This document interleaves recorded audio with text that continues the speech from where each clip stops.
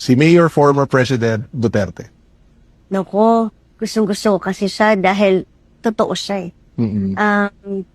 Sorry, can I Yeah, elaborate? go ahead. You know, when I was fighting the water, nobody was listening to me. I was not a Duterte. I did not vote for Duterte. Okay.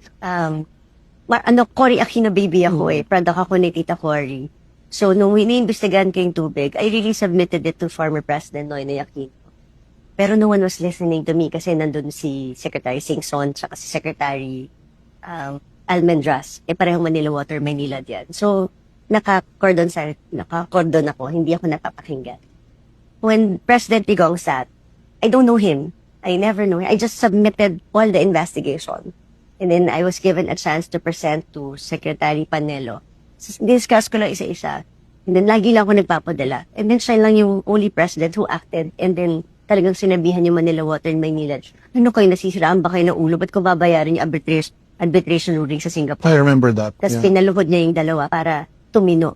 Lahat ng sinasabi ko, nangyari. Public utility company na sila ngayon. Pinagtatawanan ako, Carlo, a decade bago na-solve to. It only took the president, Digong, para mapakinggan yung matagal ko ng investigasyon sa tubig. Kaya, doon, makikita mo yung, kahit di kanya walang palakasan, facts lang.